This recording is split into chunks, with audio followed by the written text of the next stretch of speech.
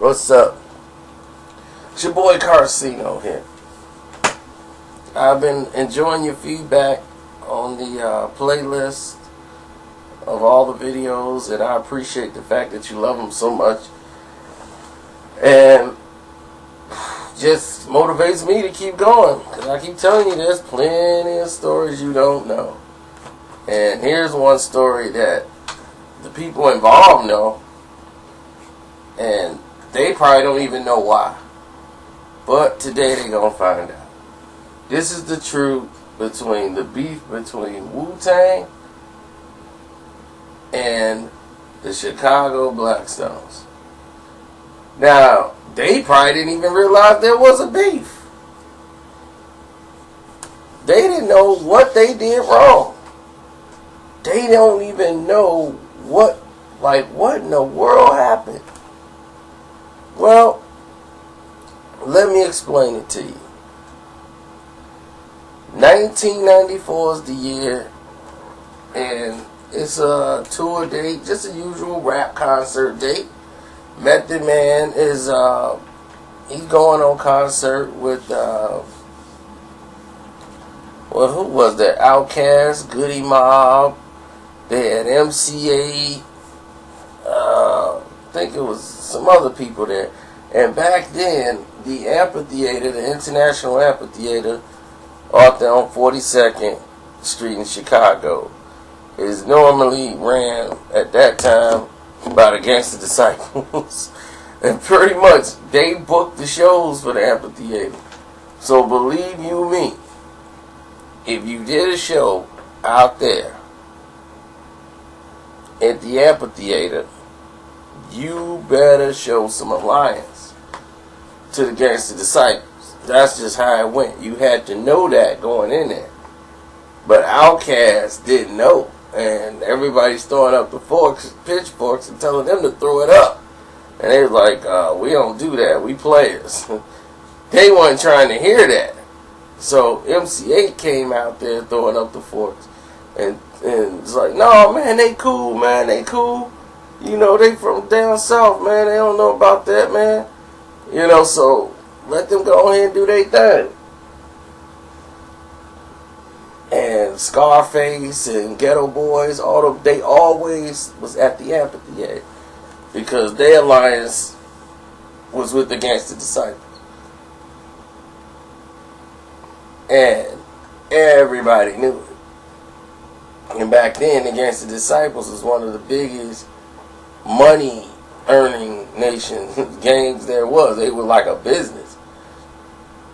So you didn't mess. If you were there, you couldn't go someplace else. Now, there was no problems, but Method Man was on that tour and he hung out, smoked out with the Gangsta Disciples.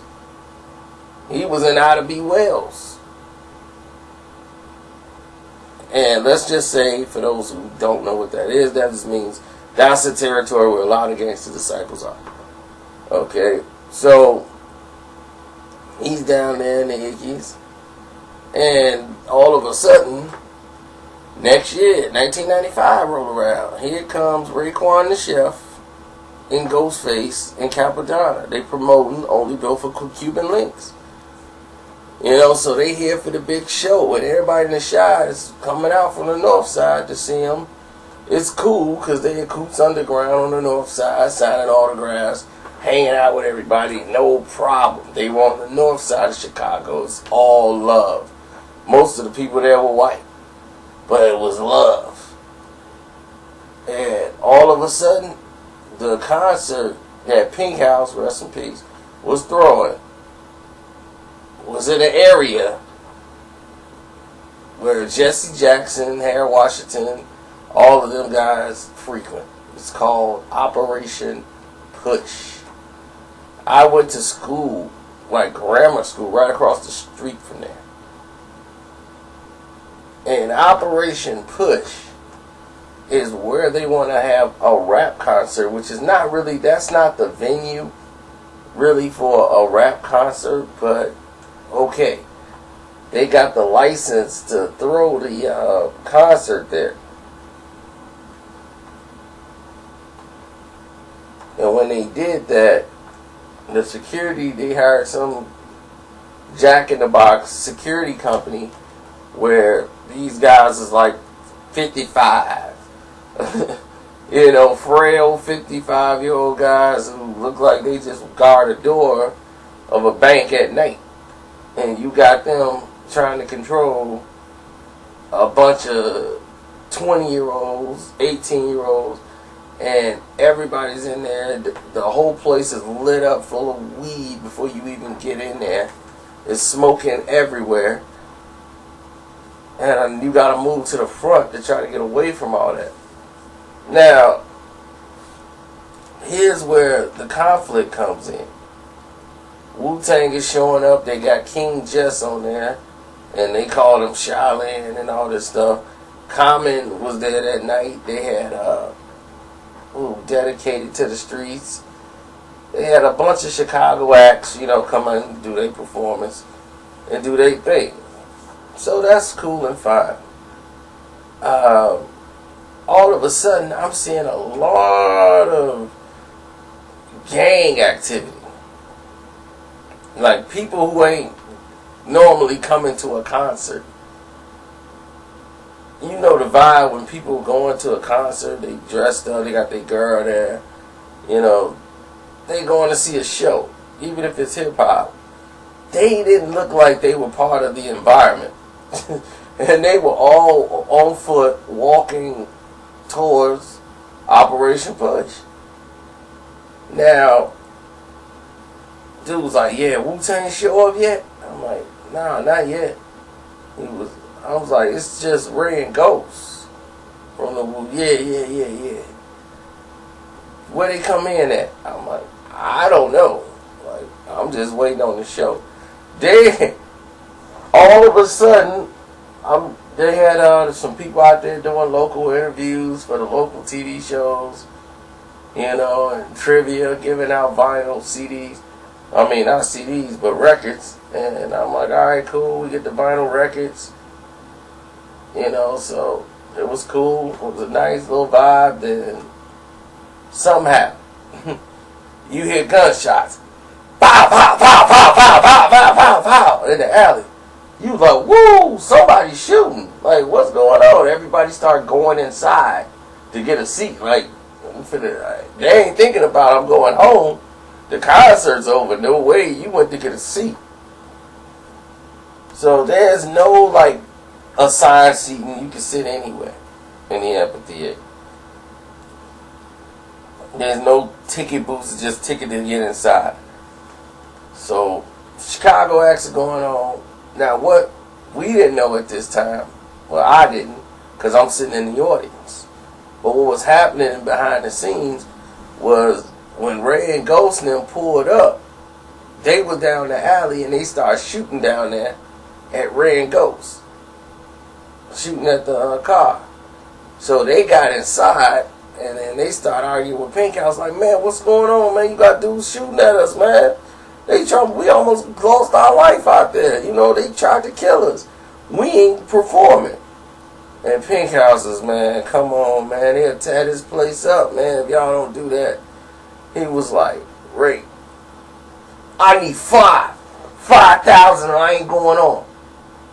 So Ray going off, so he's like, man, I ain't got, man, this is a charity event, it's promotional. He's like, man, man, you know, forget that. We need 10. 10, son. That's right. So Pink House had to pay them 10 stacks just for them to perform. Or they wasn't even going on stage. He said, you got your 10, man. So they charged $10 at the door for everybody. He ain't made close to that. But they went on to perform. And so now they went on to do their show. On stage, Wu-Tang come out. King Just come out first with his no clothes on the rodeo. And here come these dudes made their way into the stage. I went up close and I'm standing in the chair so I could see. I looked down, and these the people that was outside that wasn't part of the environment who wanted to come in and express what they thought about Wu-Tang. So, as soon as they seen King Justice, it was like towards the end of his set, he was leaving. They had 40-ounce bottles and just start slinging them, poof, poof, poof, poof, at his head. And one just went in there. They were all missing, but one went to the back. Like as soon as it went down, it went to the back of the dressing room. So everybody thought Ray and Ghost ain't coming out. I'm like, man, they finna stop the show. Because these dudes just came in here slinging bottles. Then, soon as the beat come,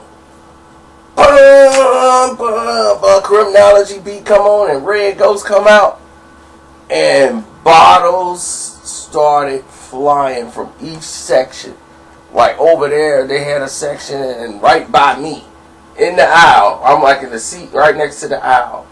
These dudes are slinging bottles at Ray and Ghost. Now the lights are so bright on stage, they can't see it until it gets like almost there. The bottle gets almost there, and one almost hit Ghost in the face, and he moved at this because they didn't even see it. Bottles was flying over their heads. They couldn't even see it, and they can't hear it. So they just hear the music and they performing. And one of the bottles almost hit Ghost. He moved his head at the last second. Move. You, right there. Yeah, you been. And Ghost just start cussing him out. Yeah, come on stage. Come on stage. You right there. Yeah, come on stage. So Ghost is pointing at him, telling him to come on stage. And they still throwing bottles. So they throwing bottles back. I'm sitting here with one of those disposable cameras. This is before the digital camera era, of course. And I'm taking pictures. I'm like, man, this is crazy. I'm taking pictures of the show. Next thing you know, crack! Because I got my left eye closed and I'm taking pictures. I got hit with a bottle from the other side. Goes through one and it went like past my lens. I was looking through the lens, watching the whole thing, and I got cracked with a bottle. I fall in the aisle. They was, man, Wu-Tang ain't playing. So they start breaking out. The Stones start breaking out. They saw me get hit. I'm not even part of the group. I'm laying in the aisle, so I get up like, oh man, I feel my face. You know how you feel, you can't see it, but you know you bleed. I'm like, oh man, I'm bleeding. Oh man. And I make my way to the stage, because I didn't even feel myself fall when I got hit with the bottle. I never felt my body hit the ground. But I jumped up, I lost the camera, because I didn't think to grab that. But what do I grab? The vinyl record they gave me. So I'm on stage. I makes my way to the stage. I get on there. I'm on stage. My eye is bleeding. I got a vinyl record, double vinyl record of Only Built for Cuban Links in my hand. I'm tapping Ghostface on the shoulder, and he's still like get off. Get up, like he didn't even look back. No, because he think it's somebody from his crew. Tapping him like, man, like let it go, man. I'm like, Ghost, man, you hit me with a bottle. I'm like there, like, dude. Then my boy happened to be on stage. You know, you got one of them friends always like, man, I know this guy, man, I know him, man, we cool. And he was like, yeah, right. He was actually with him this time. And I saw him like, oh man, dude, you up here with the Wu? He's like, dog, what happened to you? Dude, you gotta get off the stage. They gonna stop the show. I'm like, oh, alright. But he used to always tell us he knew Wu-Tang and everything. And he just happened to be on stage. So, they take me to the back. The show I've been waiting on to see for the longest, I gotta sit there and wait on the ambulance. They did almost every song on the set. They did almost every song on the set, and I'm in the background listening, and I'm like, I'm missing the whole show. The ambulance ain't showed up yet, and then they got people just putting like towels on my face, and I'm like, how's it look? Is it really bad? She's, I don't want to say nothing. Like, I'm like, well, you might as well tell me or get me to a mirror. I want to see the damage for myself. So, they rushed me to the hospital. I'm in there getting stitched up. The performance is basically over. I didn't heard the performance, laying in the back waiting on the ambulance to take me there. The worst, I got insurance, they take me to the worst hospital. I'm like, my hospital right there, just take me to my hospital. I got insurance. But after that, you know, the cops came, broke up everything. The old man security broke out. The person that got hurt in the end, after all the shooting, all the bottles flying, was me. I'm the one that's sitting up there, laid up the next day. I'm in school. No, not the next day, but that Monday, I'm in school. Stitched up, eye patch on, sitting up there in class. Everybody was, man, you was at the Wu-Tang joint, man. I heard Wu-Tang jumped you. I'm like, no, dude, I just got hit by a bottle. They wasn't even aiming at me. Oh, man. But it became like infamous. My getting hit with the bottle just made them break out like they ain't had no more bottles. They like, man, Wu-Tang ain't playing, dude. We gotta get out of here. Craziest moment ever. But you never schedule a concert. You gotta know where you are in your environment. Even if you from out of town, you better have a tour manager get the place with better security. Something. You don't do a venue where they have open chairs. This wasn't an open chair event, but just saying in general. So, like, for whatever the reason, that little incident of them associating Method Man and the Wu-Tang with the Gangsta Disciples, bringing ghosts, had nothing to do with any of it. All of a sudden, they in the midst of a big riot with the Stones, and they don't even know why. Because they just look at them as, that's Wu-Tang. That's it. They didn't look and say Method Man. They said Wu-Tang is with the folks. So when they came down here, the Stones was like, you went to their area? They are not finna let that ride. And I'm out.